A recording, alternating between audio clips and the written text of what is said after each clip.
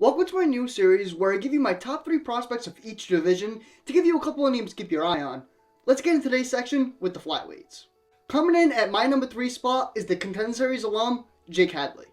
On the feet, Jake fights behind a lot of forward pressure, breaking his guy down with his pace while dictating the engagements with his pop and jab, using it to set up his sharp left hand. Hadley is also a very good body puncher as well, doing a good job of mixing up the targets. Hadley has great defensive footwork, but what he really likes to do defensively is use that high elbow guard and turn the defense into offense, where he'll use the high elbow shield and throw the left hand behind it, or roll and throw an uppercut underneath. When it comes to his jiu-jitsu, for my money anyways, he does seem a little too content being on his back at times, but outside of that, that's pretty much Hadley's bread and butter.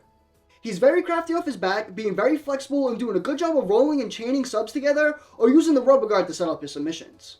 Coming in at my number 2 spot, my guy Muhammad Mokaev. On the feet, he fights with this relentless forward pressure and applying a crazy pace where he's consistently in his guy's face, feinting with the hands and hips to cause reactions for him to strike into range to create a grappling exchange, which is what he lives for. When it comes to his wrestling, I can go on for hours about how good he is at striking into the clinch to get it against the cage, where he does a fantastic job of getting the near side hook and transitioning into the back, where he's a wet blanket and doing a good job of unbalancing his opponents to chain his takedowns together. And for my number 1 flyweight prospect, I got Tatsuro Tahara.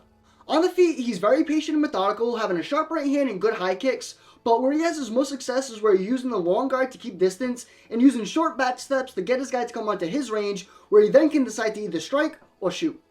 Tahara has a great selection of takedowns to choose from, where he can hit a traditional double or single leg, or he can turn that single leg into a body lock, and when the fight hits the mat, that's where he has some of his best moments.